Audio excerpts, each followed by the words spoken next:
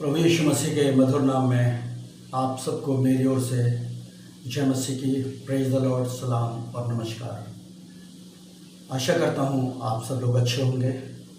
मैं pastor James Watt, CB Ganj, Bareilly, Uttar Pradesh, India से हूँ। और मेरे प्रिय भाई बहन, आज हम एक बहुत ही अहम, बहुत ही ख़ास विषय को लेकर बातचीत करना चाहेंगे। और जो विषय होगा आज हमारा वो है परमेश्वर का प्रेम। हम आज परमेश्वर के प्रेम पर चर्चा करेंगे। हालांकि प्रेम शब्द में बहुत गहराई है, बहुत गंभीरता है और हम इसे इतनी आसानी से नहीं समझ पाएंगे, लेकिन फिर भी कुछ बातों को आज हम जानने की कोशिश करेंगे और कुछ बातों को इसके आगे भी कभी जानने की कोशिश करेंगे। आज का हमारा विषय होगा परमेश्वर का प्रेम। और इसके लिए हम बाइबल में से पढ़ेंगे यूहन्ना रचित सुसमाचार, उसका 3 अध्याय 16 और 17 पद, जहाँ इस प्रकार से लिखा है, क्योंकि परमेश्वर ने जगत से ऐसा प्रेम रखा कि उसने अपना इकलौता पुत्र दे दिया, ताकि जो कोई उस पर विश्वास करे वह नाश ना हो परंतु अनंत जीवन पाए।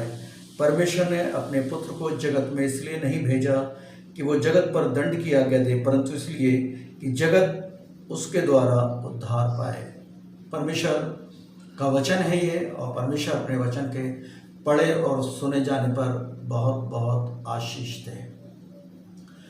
मेरे प्यारे भाई बहन, आज हम परमेश्वर के प्रेम की जिन बातों को सीखेंगे वो ये है, प्रेम जो है वो सृजनात्मक या रचनात्मक और क्रियात्मक होता है।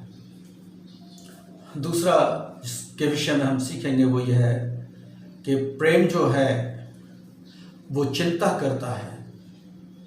अगली चीज जो हम सीखेंगे वो ये है कि परमेश्वर का प्रेम हमारी आवश्यकताओं को पूरा करता है। हालांकि बहुत सारे विषय हैं परमेश्वर के प्रेम से संबंधित, मगर हम एक दिन में सबको नहीं सीख पाएंगे। आज जो सीखेंगे हम इन 3-4 बातों के विषय में हम चर्चा करेंगे। प्रेम जो शब्द है अपने आप में बहुत गहरा और गंभीर है। प्रेम का अर्थ जो है वो अलग अलग लोगों ने उसके अर्थ को बताया है। किसी का कुछ सोचना हो सकता है, किसी का कुछ सोचना हो सकता है, कोई कुछ डेफिनेशन दे सकता है, कोई कुछ व्याख्या कर सकता है। लेकिन बाइबल जब प्रेम की चर्चा करती है तो इसका जो अर्थ है वो बाइबल बताती है कि प्रेम का अर्थ है दे देना। प्रेम का अर्थ क्या है? देना है। प्रेम का अर्थ लेना नहीं, परंतु प्रेम का अर्थ देना है। जैसा कि अभी हमने पढ़ा बाइबल में से, क्योंकि परमेश्वर ने जगत से ऐसा प्रेम रखा कि उसने अपना इकलौता पुत्र दे दिया, ताकि जो कोई उस पर विश्वास करे वह नाश ना हो। मेरे प्रिय भाई बहन, परमेश्वर ने हमसे प्रेम किया कब? और बाइबल इसके बारे में 2 बातें बताती है। नंबर 1, परमेश्वर ने तब हमसे प्रेम किया जब हम अस्तित्व में भी नहीं थे। परमेश्वर ने हमसे कब प्रेम किया? जब हम अस्तित्व में भी नहीं थे। क्योंकि बाइबल इस बात को बताती है कि जब परमेश्वर ने संसार की रचना की, उस समय पर परमेश्वर ने जब सारे संसार को बना दिया, मनुष्य को बनाने से पहले परमेश्वर कहता है हम मनुष्य को अपने स्वरूप के अनुसार अपनी समानता में बनाएं।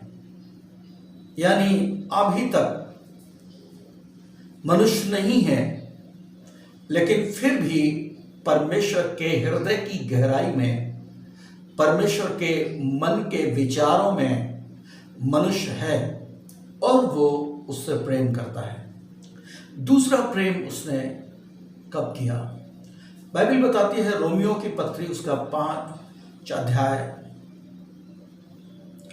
और उसके 8वें पद में इस प्रकार से लिखा है, परमेश्वर अपने प्रेम की भलाई इस रीति से प्रकट करता है कि जब हम पापी थे तभी प्रभु यीशु मसीह हमारे लिए मरे। ये 2 वचन ऐसे हैं कि परमेश्वर ने कब और कैसी परिस्थितियों में हमसे प्रेम किया। मेरे प्रिय भाई बहन, क्या परमेश्वर के उस प्रेम को हम जानते हैं? क्या परमेश्वर के उस प्रेम की गहराई को हम जानते हैं? क्या हम जान पाएंगे? क्या हम जान सकते हैं? कई प्रश्न हैं। लेकिन आज जब हम परमेश्वर के प्रेम के विषय में जब हम चर्चा कर रहे हैं तो प्रेम का एहसास हमें आरंभ से हो जाता है। मैं दुनिया भी इस तरह से बात करना चाहूँगा इस समय पर। प्रेम का एहसास हमें आरंभिक तौर पर होता है कब? जब एक माँ अपने बच्चे को जन्म दे देती है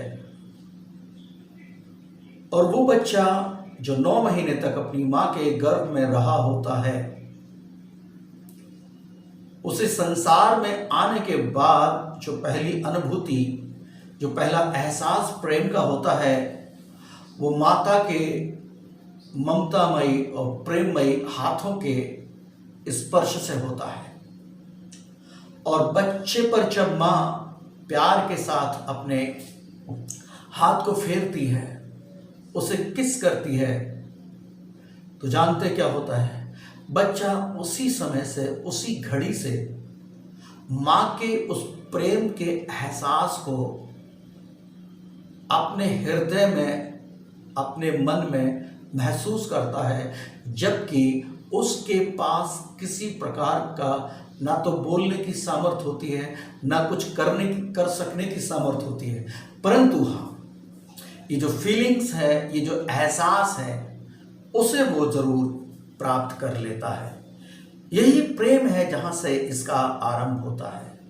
और बाइबल बताती है कि परमेश्वर ने जब इंसान को बनाया, परमेश्वर ने उसे बागे अदन में रखा और बाइबल बताती है कि परमेश्वर दिन के ठंडे समय में उससे मिलने के लिए आता था। परमेश्वर उसे प्रतिदिन इस बात का एहसास कराता था कि परमेश्वर उससे प्रेम करता है। और जब प्रेम जहां पर होता है, वहां पर रिलेशनशिप, वहां पर संगति और वहां पर सहभागिता जो है वो बढ़ती जाती है। और जितनी सहभागिता बढ़ती जाती है, हमारा प्रेम उतना ही गहरा होता चला जाता है। और परमेश्वर ने अपने प्रेम को प्रकट किया, क्योंकि बाइबल परमेश्वर के वचन में बताती है, परमेश्वर के विषय में बताती है कि परमेश्वर प्रेम है। और जो प्रेम है, उसने उसी चीज को आदम के ऊपर प्रकट किया। मगर कब प्रकट किया? मैंने बताया कि प्रेम सृजनात्मक, रचनात्मक और क्रियात्मक है। जब मनुष्य को परमेश्वर ने नहीं बनाया था, उस समय उसके दिमाग के अंदर, उसके मन के अंदर, उसके ब्रेन के अंदर एक चीज थी, एक कल्पना थी, एक ऐसे मनुष्य की जिससे वो प्रेम रख सके। एक ऐसे मनुष्य की तस्वीर थी उसके अंदर, एक ऐसे मनुष्य की सोच थी उसके अंदर जो अभी तक अस्तित्व में नहीं था, परंतु वो उसके विचारों में अस्तित्व में था, परंतु उसके मन में अस्तित्व में था। और परमेश्वर ने अपने उस प्रेम का सृजन किया। परमेश्वर ने अपने इस प्रेम को रचनात्मक रूप दिया और परमेश्वर ने कार्य किया। और बाइबल बताती है, परमेश्वर ने कहा उत्पत्ति की पुस्तक 1 अध्याय उसके 26 पद में कि हम मनुष्य को अपने स्वरूप के अनुसार अपनी समानता में बनाए। और परमेश्वर ने उसे अपने स्वरूप के अनुसार सृजा, उसे बनाया और नर और नारी करके उनकी सृष्टि की।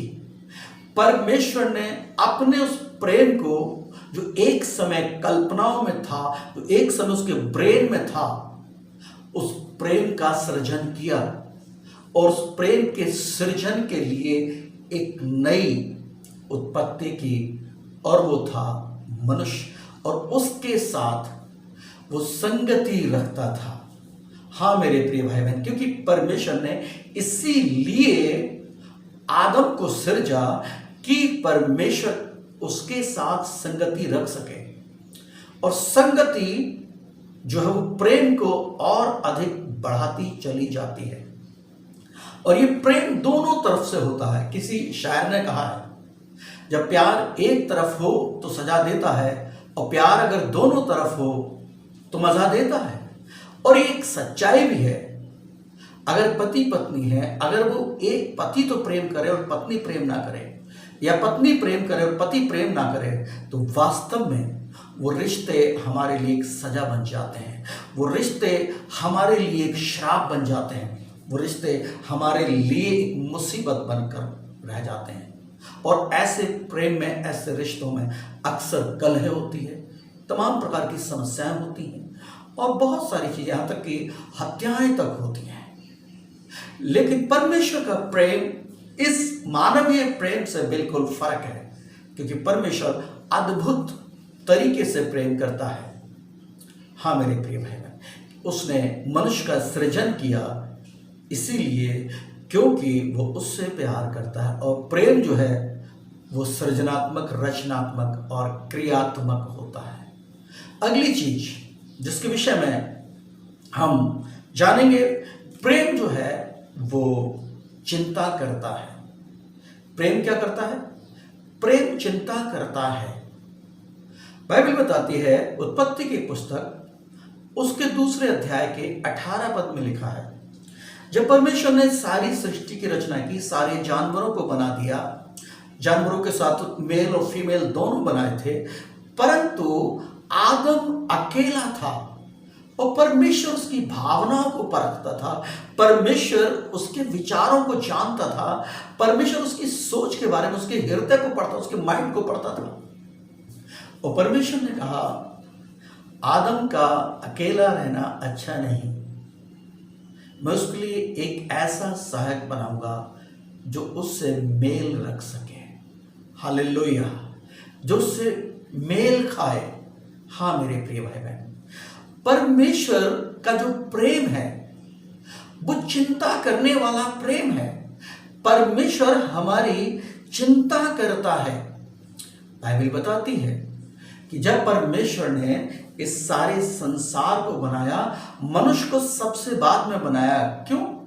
क्योंकि परमेश्वर जानता था, परमेश्वर को चिंता थी, अगर मनुष्य को परमेश्वर ने पहले बना दिया, बाकी चीजें सब बाद में बनाएगा, तो उसे रहने का आधार कहां होगा?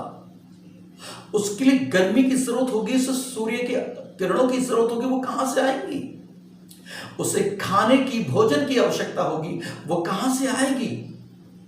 उसे ऑक्सीजन की आवश्यकता होगी, वो कहां से आएगा? ये उस परमेश्वर की चिंता थी आदम के लिए। और इसलिए इससे पहले कि वो अपने उस सपने को, जो सबसे महत्वपूर्ण सपना था, परमेश्वर इस धरती पर उसे साकार करे, उससे पहले मनुष्य की चिंता करते हुए परमेश्वर ने उसके लिए वो सारी चीजें मुहैया करा दी जिनकी उसे आवश्यकता थी। हाँ मेरे प्रिय भाई बहन, तो प्रेम क्या करता है? चिंता करता है। अगली चीज है कि प्रेम जो है वो आवश्यकताओं की पूर्ति करता है। जो प्रेम सिर्फ चिंता करता हो, हाँ मैं बहुत चिंता करता हूं, मैं बहुत चिंता करता हूं, बार बार यही कहे मैं तुमसे बहुत प्यार करता हूं, लेकिन मैं बहुत तुम्हारी चिंता करता हूं, मगर वो कुछ भी करे ना उसकी आवश्यकता के समय में, तो वो प्रेम कैसा हो सकता है? वो प्रेम महज एक झूठा प्रेम हो सकता है मेरे प्रिय भाई बहन। लेकिन जो परमेश्वर का प्रेम है और जो वास्तविक एक सच्चा प्रेम है, उस चिंता के साथ साथ आवश्यकताओं को भी पूरी करता है। और परमेश्वर ने आवश्यकताओं को पूरा किया। इस धरती पर सब कुछ बनाकर हमारी जो आवश्यकताएं थी, मनुष्य की जो आवश्यकताएं थी, बाकी जीव जंतुओं की जो आवश्यकताएं थी, उन सब को बनाकर उनकी आवश्यकताओं को पूरा किया। हालांकि परमेश्वर ने बाकी सारे जीव जंतुओं के साथ मेल और फीमेल बनाए थे, यानी जोड़ा बनाया था, लेकिन आदम का उसने उस समय तक जोड़ा नहीं बनाया था। और परमेश्वर उसकी आवश्यकता को जानता था और इसलिए उसने कहा मैं आदम के लिए एक ऐसा सहायक बनाऊंगा जो उससे मेल खाए। और मेरे प्रिय भाई बहन, बाइबल बताती है कि जब आदम ने सारे जानवरों का नाम रखा जिसकी आज्ञा परमेश्वर ने उसे दी थी, जब सारे जानवरों के नाम आदम रख चुका, उस समय पर वो अकेला रह गया। और बाइबल बताती है कि उसके लिए कोई भी सहायक ना मिला जो उससे मेल खा सके। और तब परमेश्वर ने, बाइबल बताती कि आदम को गहरी नींद में डाल दिया और उसकी पसली निकाल कर उसके लिए स्त्री की रचना करके लाया। हाँ मेरे प्रिय भाई बहन, परमेश्वर जानता था कि उसकी आवश्यकता क्या है। सिर्फ भोजन ही उसकी आवश्यकता नहीं थी, उसकी आवश्यकता उसके लिए जीवन साथी की थी, एक ऐसे सहायक की थी जो जीवन की हर परिस्थिति में उसके साथ एक हो सके, जीवन की हर परिस्थिति में उसका साथ दे सके, उसके साथ मेल खा सके। और परमेश्वर ने उस ऐसे सहायक के लिए उसी में से बनाया ताकि वो उसके साथ मैच कर सके, क्योंकि परमेश्वर हमारी आवश्यकताओं को पूरी करने वाला परमेश्वर है। और आज वही चीज हमारे माँ बाप के अंदर भी है, क्योंकि जब हम जो अपनी औलाद के लिए चिंता करते हैं, जब हमारे बच्चे सयाने हो जाते हैं, हम उनकी चिंता करते हैं, उनके विवाह की चिंता करते हैं, बचपन में उनके जब वो पैदा होते हैं उनके पालन पोषण की चिंता करते हैं, जब वो बड़े हो जाते हैं उनकी पढ़ाई लिखाई की चिंता करते हैं, जब और बड़े हो जाते हैं उनके विवाह की चिंता करते हैं। और सिर्फ चिंता ही नहीं करते हैं, जहां तक हमारी जो सीमाएं हैं वहां तक जितना हम कर सकते हैं, हम अपने बच्चों के लिए वो सारी आवश्यकताओं की पूर्ति करने की कोशिश करते हैं और करते हैं। ये गुण कहां से मिला? ये हमें परमेश्वर से मिला है। हाँ मेरे प्रिय भाई बहन, क्योंकि परमेश्वर का वचन हमें यही बताता है कि परमेश्वर का जो प्रेम है या जो प्रेम है वो सिर्फ चिंता ही नहीं करता है परंतु आवश्यकताओं की पूर्ति भी करता है। हाँ मेरे प्रिय भाई बहन, एक महान सच्चाई है, प्रेम तब और अधिक बढ़ता जाता है जब हम जितना अधिक संगति में आते हैं। आज इस संसार के प्रेम को जब हम देखते हैं, ये दुखदाई है। आज फिल्मी दुनिया वाला प्रेम, और उस प्रेम ने सारे समाज को, सारे संसार को दूषित करके रख दिया है। प्रेम का आरंभ जो है वो कहां से होता है? प्रेम का आरंभ होता है रिश्तों से, और रिश्तों में जब नजदीकियां आती हैं वो प्रेम बढ़ता चला जाता है। मगर उन रिश्तों को जो आज संसार जिस प्रेम की चर्चा करता है, उन रिश्तों में आज लोग बहुत सारी गड़बड़ियां करते हैं। लेकिन वास्तविकता क्या है? प्रेम कई प्रकार का होता है। माँ बाप का बच्चों के प्रति प्रेम, बच्चों का माँ बाप के प्रति प्रेम, भाई भाई बहन का प्रेम, मित्रों का प्रेम और पति पत्नी का प्रेम। ये सारे प्रेम फर्क हैं, लेकिन जब तक इन प्रेम में सहभागिता और संगति नहीं है तब तक ये प्रेम कमजोर पड़ते चले जाते हैं। ऐसे ही परमेश्वर के साथ हमारा जो प्रेम है वो ठंडा पड़ गया, हमारा प्रेम जो है वो एक समाप्ति की ओर चला गया। क्यों? क्योंकि बाइबल बताती है आरंभ में ही परमेश्वर जब संगति रखने आता था मनुष्य के साथ, उस संगति को मनुष्य ने स्वयं तोड़ दिया झूठ और फरेब में आकर के, और मनुष्य ने परमेश्वर के सच्चे प्रेम पर विश्वास करने के बजाय, उस परमेश्वर पर विश्वास करने के बजाय जो उनका सृजनहार था, सृजनहार है, उस पर विश्वास करने के बजाय उन्होंने झूठ, फरेब और धूर्तता की बातों पर अधिक विश्वास करके परमेश्वर के उस महान प्रेम को खो दिया। परमेश्वर के उस महान प्रेम को मेरे प्रिय भाई बहन खो दिया। आज भी यही हालत है। आज कितने रिश्ते टूट रहे हैं, कितने रिश्ते बर्बाद हो गए हैं, कितने घर बर्बाद हो गए हैं, क्योंकि उन्होंने वास्तविक प्रेम को त्याग कर, एक सच्चे प्रेम को त्याग कर, शारीरिक लालसाओं और वासनाओं को पूरा करने के लिए प्रेम का नाम देकर उस प्रेम को बदनाम कर दिया है। और यही कारण है कि विवाहों के बाद भी बहुत सारे रिश्ते टूट रहे हैं, क्योंकि जो प्रेम संसार बात करता है, जिस प्रेम की, जरा सी देर में कहीं पार्टी में गए, किसी विवाह में गए, नजरें दो चार हुई और प्रेम हो गया, साहब कहते हैं। लेकिन वास्तविकता तो यह है कि वो प्रेम नहीं है, वो जस्ट एक अट्रैक्शन है। अट्रैक्शन इस बात का है कि जिसे हम देख रहे हैं उसे हम पालें, अपनी लालसाएं पूरी करने के लिए, अपनी इच्छाएं पूरी करने के लिए। और इसलिए जब विवाह ना होने तक हम बहुत बातें करते रहते हैं, प्रेम की बातें करते हैं, लेकिन ऐसे विवाहों में जो प्रेम विवाह जिन्हें कहते हैं, उसमें 99% जो विवाह हैं वो टूटते हैं।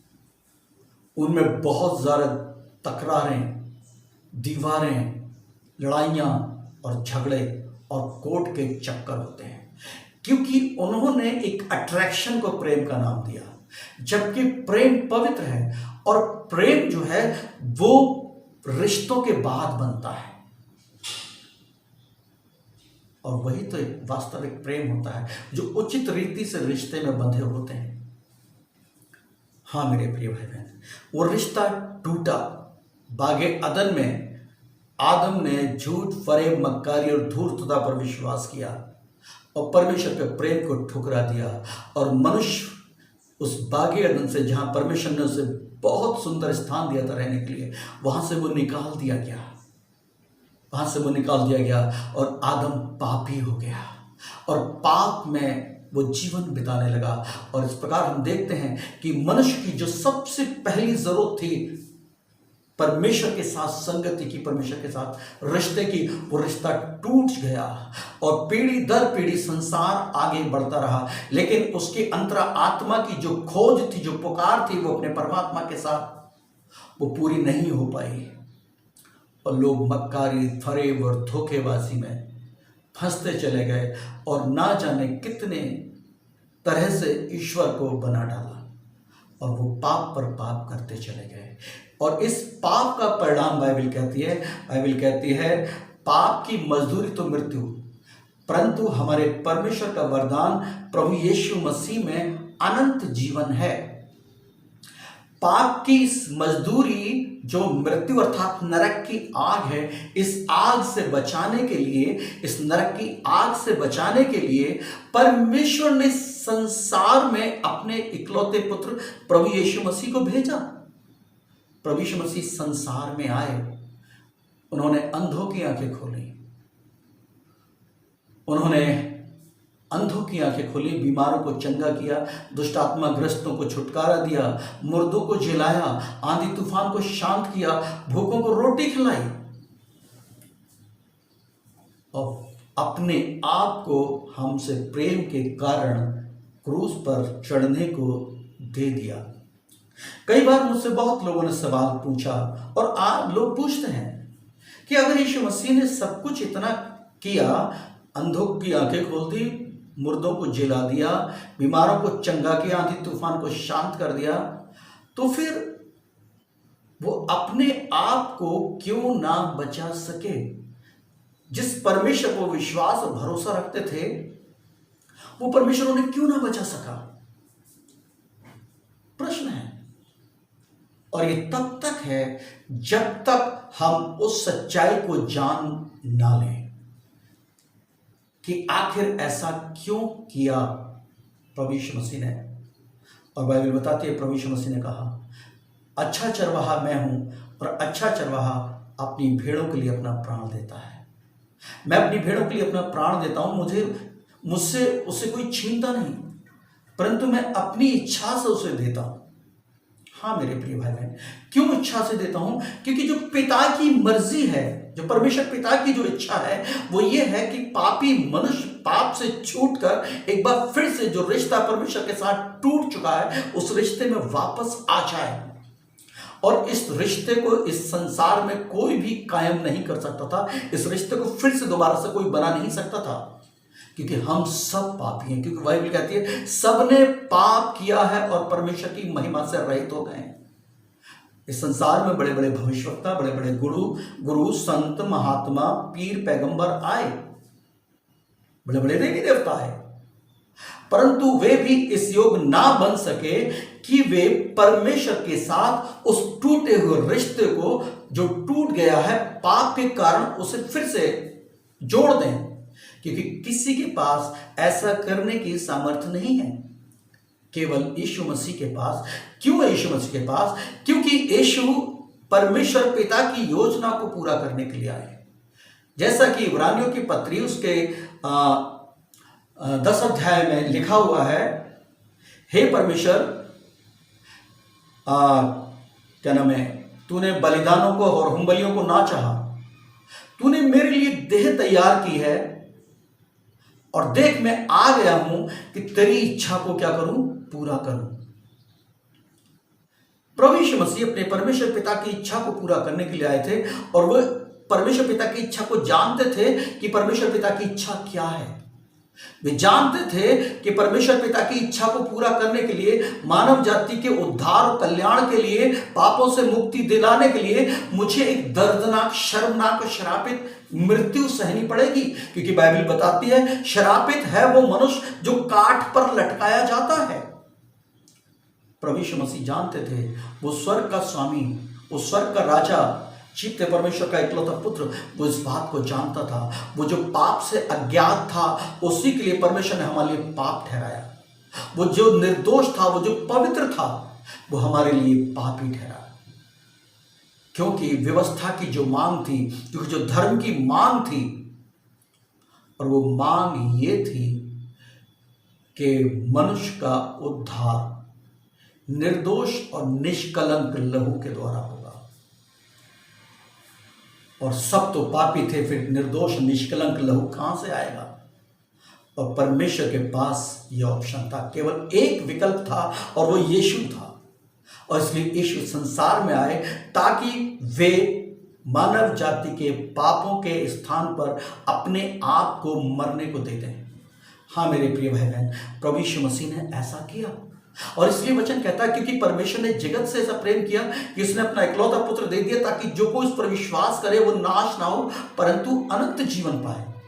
बाइबल कहती है परमेश्वर अपने प्रेम की भलाई इस रीति से प्रकट करता है कि जब हम पापी थे तब यीशु मसीह हमारे लिए मरे। मेरे प्रिय भाई बहन, अच्छों के लिए कोई नहीं मरता है, धर्मियों के लिए कोई नहीं मरता है, तो पापियों के लिए कौन मरेगा इस संसार में? कोई नहीं, केवल यीशु मसीह। और यीशु मसीह हमारे स्थान पर मरे। उन्होंने उस दर्दनाक, शर्मनाक और श्रापित मृत्यु को परमेश्वर पिता की इच्छा को पूरा करने और हमें परमेश्वर के साथ मेल मिलाप करने के लिए उस कार्य को किया क्रूस पर। और इसलिए अगर प्रभु यीशु मसीह अपने आप को बचा लेते तो ये जो टूटा हुआ रिश्ता था ये कभी भी नहीं बन सकता था। और इसलिए यीशु मसीह ने अपने आप को कुर्बान कर दिया। मेरे प्रिय भाई बहन, मैं परमेश्वर के प्रेम को एक छोटी सी कहानी जो एक उदाहरण के तौर पर है, हालांकि परमेश्वर के प्रेम के आगे कोई उदाहरण सिद्ध नहीं बैठता है, फिर भी कोशिश है। मैं बताना चाहता हूं कि कैसे प्रभु यीशु मसीह ने इन सब बातों को हमारे लिए पूरा किया, कितना प्रेम किया प्रभु यीशु मसीह ने। मैं एक कहानी बताना चाहता हूं। एक परिवार में 3 लोग रहते थे, पिता, माता और पुत्र। पिता लगभग 70% जली हुई अवस्था में था। ये सारे होंठ वगैरह भी उसके जल चुके थे और बहुत परेशान था वो। उसकी पत्नी ने अपने बेटे से कहा था, बेटा तुम्हें पापा को प्रतिदिन खाना खिलाना है। बेटे ने मान लिया, हाँ माँ मैं खिलाऊंगा क्योंकि मेरे पापा हैं। और बेटा जो था प्रतिदिन अपने पिता को खाना खिलाता था। पिता के मुंह की स्थिति ऐसी हो गई थी कि खाना जो मुंह में जाता था, होंठ थे नहीं, वो मुंह से बाहर निकलता था, बड़ा अजीब घिनौना सा होता था। लेकिन पुत्र जो था बड़े प्यार के साथ उसे खिलाता था। उसके मित्र लोग उससे पूछते थे, अरे यार तू आता नहीं है, खेलने नहीं आता, बस स्कूल आता फिर चला जाता है। अरे क्या हम तेरे दोस्त नहीं है, तू खेलने क्यों नहीं आता है? उसने कहा कुछ नहीं, बस मेरे घर में काम होता है। उसने कहा नहीं यार आज तो खेल ले हमारे साथ। वो चला गया क्योंकि उसे पता था कि उसे उसके पिता को खाना खिलाना है। और जब वो घर गया, उसके दोस्तों ने सलाह की आपस में, और चलकर देखते हैं आखिर यार ऐसी कौन सी बात है, ये जो है वो हमारे साथ खेलना नहीं चाहता, आखिर ऐसा कौन सा काम है इसके घर में जो करता रहता है। और जब वो अचानक एक दिन दोपहर के समय खाना खाते समय उसके पिता के खाना खिलाते समय पहुंच गए, उन्होंने देखा वो बड़े प्यार के साथ अपने जले हुए पिता को खाना खिला रहा था। खाना उसके मुंह में से निकल रहा था और वो दोस्त लोग जो थे वो अजीब सा मुंह बना रहे थे। जब वो खाना खिला चुका, उसके मित्रों ने उसे बाहर बुलाया और बोले, अरे यार तू ये काम करता है यार, तेरे पापा तो बहुत गंदे लग रहे हैं, बहुत बुरे लग रहे हैं। तू खाना खिला रहा था, उनके मुंह से जो खाना निकल रहा था, हमें तो उल्टी आ रही थी। तू यार कैसे बर्दाश्त कर लेता है सारी चीजों को? छी छी छी छी, अगर हमारे पापा ऐसे होते हम तो कभी ना करते ऐसा। वो बार बार उसको इस बात को कहने लगे और उस बच्चे का माइंड जो था वो डाइवर्ट हुआ और उसने अपनी माँ से कहा एक दिन, माँ बस बहुत हो गया, अब मैं अपने पापा को खाना नहीं खिला सकता, मुझसे नहीं सहा जाता, मुझसे नहीं देखा जाता, इतना गंदा तरीके से पापा खाना खाते हैं और तुम अगर ज्यादा जोर डालोगी तो मैं चला जाऊंगा। उसने कहा नहीं बेटा, खाना तुझे खिलाना पड़ेगा। उसने कहा तो फिर मैं घर छोड़कर जाता हूं। उसकी माँ ने कहा ठीक है, तू अगर घर छोड़कर जाना चाहता है तो मेरे बेटे एक बात सुन ले, जाने से पहले ही सुने जा कि आज तेरे पापा की जो हालत है वो क्यों है, किसकी वजह से है। उसने कहा मैं सुनना नहीं चाहता, बहुत हो गया, तुम मुझे रोकना चाहती हो ऐसा करके। उसकी माँ ने कहा नहीं, मैं नहीं रोकूंगी तुझे, तू चले जाना मेरे बेटे, तू चले जाना, मगर सुनकर जा। उसने कहा चल सुना, जल्दी चल, जल्दी से सुना, मुझे क्या कहना चाहती हो माँ। उसने कहा बेटा